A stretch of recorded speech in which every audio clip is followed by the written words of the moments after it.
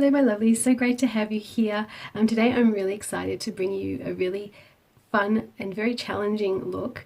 Today we're going to be doing makeup for the month of Av, or the star sign for Leo. Now, Leo is very special to me. My best friend is a Leo. There's also another side of today's look, and that is the Hebrew calendar with the month of Av. We're currently in a time of mourning. The first 9 days are considered quite tragic, and historically it doesn't take much time on Google to find out why. It is definitely a time of some very terrible things, some very tragic things happening throughout history, all bottlenecking to the 9th of Av. So today's look, the reason it's challenging is it's going to represent love, it's going to represent redemption, it's going to represent light, but it's also going to mark the tragedy, the fire, the challenges that come with the month of Av, because it definitely is such a month of extremes. And it's also known as Menachem Av, or the Consoler Father. It's a way for us to remember that even during the most tragic events, we have comfort. We're reminded that we always have someone there for comforting us and protecting us. There's a lot of association between Av and the lion. I'm going to read you a little bit of a confusing paragraph. It confused me too when I first even wrote it down, but I'll explain. So the lion is both a sign of tragedy and redemption. The destroyers of the temple came under Leo, destroyed our lion, Jerusalem, so that the lion, Mashiach, can come under lion, Leo, and build the lion again, Jerusalem. It is said that Mashiach is going to be from the tribe of Judah, whose house emblem is the lion. Even though these are tragic 9 days that are some of the darkest in history, we also have this amazingly good, light, happy time afterwards. On the 15th, we have a most joyous day, a day of love. It comes after a time where we can drop our luxuries. We don't need meat. We don't need to wear sparkling, clean clothes every day. We don't need to do the things that make us feel the most free. But we do need to take this time to do the most good and make this world a lighter and happier and just a good place. So on the 15th of Av, we will have rebirth. We can celebrate our future. We can celebrate the light and redemption. It's kind of like a Jewish Valentine's Day in a way. It's a time for new beginnings and new bright futures. So what are we going to do with the colours of love and passion, tragedy, but also redemption? So I've gone for this scarf because I feel like it's quite redeeming. It's white, it's floral, it's springy, it's just lovely and very feminine, but it could also be interpreted as love and new beginnings. The other thing is, of course, the tragic side of things. So I thought if I'm going for a very moody kind of interpretation in the makeup, this might be a nice offset. So here we go, let's jump in. I'm going to start with this beautiful fluffy brush. I just love how pointy the bristles are and how flat it is across the top, but then so soft and really easy to blend with as well. I'm just going to choose a nice crease colour to start with. I don't know what colour to pull this. It's kind of a mixture of a grey and a brown and a smoky kind of colour. I'm just going to go into the crease with that. Just very gentle side to side actions until we build our shape. This is a very important step I find because I've got uneven hooding. So if I tilt back, you'll actually see that there's much more product on this eye than I need on this eye, because the brow on this eye is a little bit different to that eye, and we've all got some sort of evening out that we need to do, and this is the stage I think it's the easiest to do so. It'll just be your guide later where your liner goes and where everything else goes, so make sure you sort of study the way your eye anatomy is at this stage and just learn how deep of a crease you want to make it. So I go all the way up until the sort of top fifth of this part of my lid, and maybe somewhat less on this bit, but still kind of the top maybe sixth of this lid or so, just because I want it to even things out. Next I'm going to go for this fiery terracotta. How beautiful that is. Kind of almost a brickish kind of reddy colour, but it's just so vibrant, and I think it's perfect for Leo and love and all that sort of passionate sort of thing. And it also represents the sun, which is very big in the sign of Leo. To use a very fluffy wide brush, so I ended up covering most of my lid, but my intention was just to blend down that smokiness into the colour. So if we have a look closely, you can see that the smoky colour goes into almost a brighter smoke colour and then into the reddy terracotta colour. Then we're going to be cleaning it up in a moment to create a really contrasting look. The next step, we have choices. So this is where it's up to you personally and what you prefer. You can use a wet wipe, you can use a finger and some makeup remover, we can use concealer. We're basically doing a kind of cut crease, but not a fully cut crease. I just want it cut on the lid, but not on the actual crease itself, which is why it was so important to blend down with that orangey colour as far down as it will go. I'm just dipping a flat, dense brush like this. I like this brush for anything lid. Oops, bit of spillage here. And I'm just going to clean the lid as though I'm putting on product, basically. So the idea here isn't necessarily cleaning off all the product, even though that's kind of what you're doing. The idea here is to re-prep the lid for the next colour, and I find that this oil-based setting spray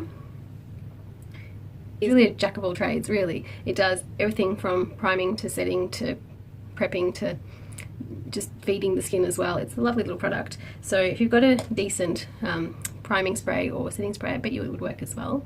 It's kind of nice when you're using oils though, because you know they're going to multitask really, really well. So next I'm going to put a really contrasting colour onto the lid, because that was the whole point of prepping them like this. I'm going to use this amazing cool toned baby pink, which is a massive contrast to the warm tones that we've had up there.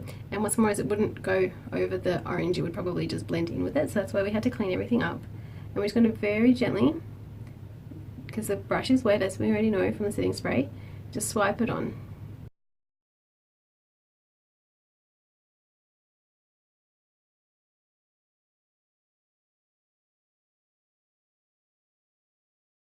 So the end result at this point should be that you started one look and then you stopped, you created another one and then you stopped. That's the whole kind of vibe that I get from this technique. So you've got that beautiful moody smokiness, and you've got this bright, happy, vibrant, cool toned pink on the lid. Going back into the terracotta, I'm now going to smoke out the lower lash line.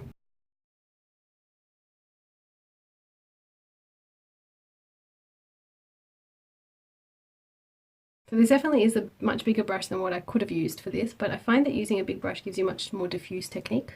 So you see that it's not strong, that colour, but you can definitely see that it's there and it's still quite vibrant. I wasn't originally planning to, but I'm just going to take a little bit more of that terracotta and just bring it up into the outer V on top of the outer edge of the grey. Just ever so slightly, just to give it a bit more of that elongated look. If this really elongated cat look isn't for you, you can do the same thing in a more of a circular shape, but you might have to come back a bit with the grey to achieve that. Or even originally when you're creating your shape, just keep it short so that you can blend it out. The other thing that would work really well if you're using a very deep colour and a very bright colour is you can actually go straight on top. That's fine too. You'll still achieve that look, it'll just be a bit more murky, but it'll definitely give you this beautiful kind of pop. Next I'm taking this beautiful fine brush. I'm also dipping it into the setting spray, just very lightly. Don't want it wet or anything, just a little bit greasy. And I'm going to go back into that smoky colour and bring that into the upper part of the under lash line. So the shape I go for every time is that slightly elongated line, but any line, even if it's a short one, needs to be pointing as though there's an imaginary line between that line and the tip of your eyebrow, because that'll bring the eyeline up. If you bring it too low down, it'll just be sad. So this definitely opens up the eyes. I've got some loose powders, some beautiful bright pearlescent pink.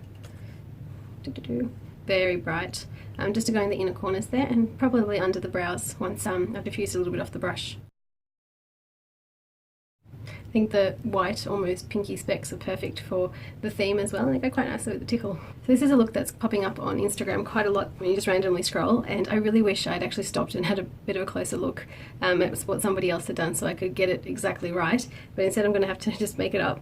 So what I'm going to do is take a silver liner, and I'm going to go in to the very top of where I've recreated the crease. So remember when we were putting down the pink, we didn't go all the way up into the crease, we actually created our own lid margin by allowing some of that orange and smoke to come down a bit lower. And what that achieved is not only creating a nicer, more opened eye, so really good for hooded eyes, but also gave us an opportunity to create a visible sort of design feature. So what I'm going to do is I'm going to extend from where I've got these beautiful pearlescent inner corners. I'm just going to draw a line. Now I hope that your liquid liner is better than mine. This one's just had a hard life. Very slowly and extend up.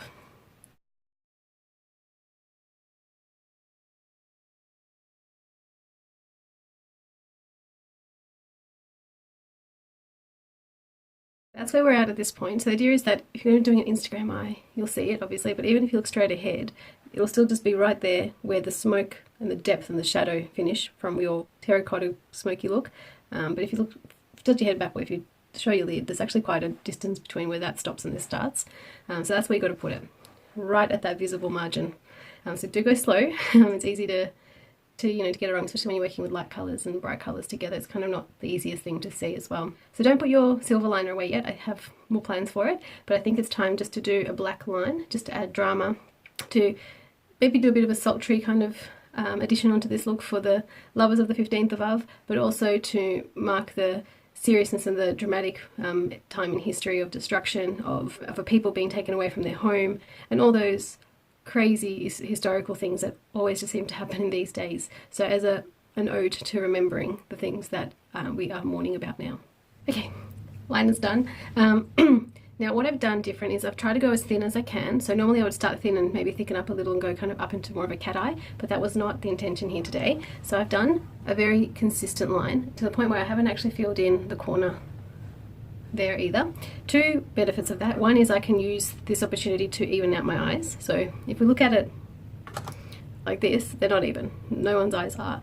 But the way this relates to this eyebrow and the way this relates to this eyebrow, and going back to that original shape that we created with our shadows, it all makes sense. So that's one good benefit out of that. The other good benefit is that, remember the silver line I told you not to put away? It doesn't have to be silver, it can be any fun color. You could even use a neon pink at this stage, depends on the look that you're going for. White will look amazing as well. Silver's obviously a little bit more subtle because it just works with the pink really well.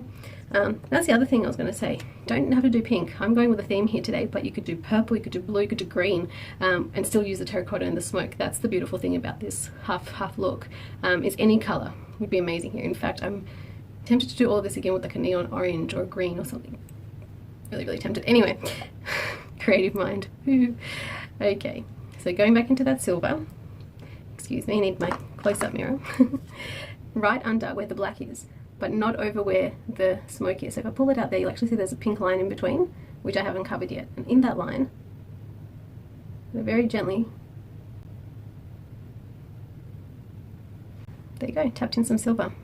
So from afar, it just looks like a bit more of an extension, but up close, it's a beautiful, glittering little feature. I've just added a white pencil to my inner, to my wet line there. I just felt like this look was starting to get a bit heavy with all the different colors going on, so just to refresh. And what a beautiful pop that silver gives. Again, if you used a white or a pink, that would just be an amazing look as well. A different look, but really cool. And I love the fact that this kind of technique really opens up the eyes, really evens up the eye line, and it draws so much attention, but it does it subtly. Like if you're not someone who does makeup regularly, you wouldn't go, oh, you've done this, you've done that, and just figure out the technique. It's just a very good effect, visual effect. You get all that depth and crease and smokiness and shape correction and all those beautiful things that you get from a smoky eye. But it's not a smoky eye, it's a beautiful, bright, vibrant, almost statement color with the baby pink, which could be blue, which could be black, which could be any color you like. Just amazing. I just love this technique. Thank you, Instagram, for the inspo. And yeah, so looking really good. I would probably do more highlighter though, so we might do that and some lips. On my highlighter today, I'm going to go a little bit out of the usual. I'm going to use the Marble Eyes Galaxy there. It's this gorgeous color, and I'm just going back to the concept of the sun being very prominent in the sign of Leo. So I think I'm just going to pay respect to that with this being my highlighter. And because it's such a glittery baked product, it's not going to pay off too much color unless I wet it. So I've got this gorgeous subtle sparkle. I'm using a blending brush actually because I just want to be very specific as to where it goes. You can use a detailed face brush as well, or a fan. Fan would actually be really good, but I've already done this. So onto the zygomatic arch, cheekbone. I love it. It just looks like a bit of a lighter, brighter version, definitely more glittery version of my bronzer. So with, without, with, without. Wow, really pretty. I've just added a little bit of that highlight onto my lips as well. Normally I would put bronzer down first, but I thought that highlighter was just pretty, and it kind of does the same thing because it's a bit of a darker look. If it was a lighter highlighter, I probably wouldn't. I'm going to use this gorgeous Amber Sunrise. How appropriate lip gloss. Just with my finger there, I've just got some of those loose pigments. I'm just going to use it right in the little inner V. While I've got the bright lights on for the camera, you can kind of see it naturally happening, that inner V. I'm going to highlight it for when there is not much light. So just like that. And how pretty is that? Such a small little thing. Just adding a little bit of pearlescent powder onto the very inner bit of the lip. So to give you a guide, it's basically where the top lip and the bottom lip meet. So when you do this, Hey my lovelies, thank you so much again for coming along on this journey with me. How fun is all of this? We're learning a little bit about the history and reflecting on times which are difficult, but we're doing it with a view on the future, a view on the redemption, and doing as much as we can to make that light come, to give the world as much good as we can.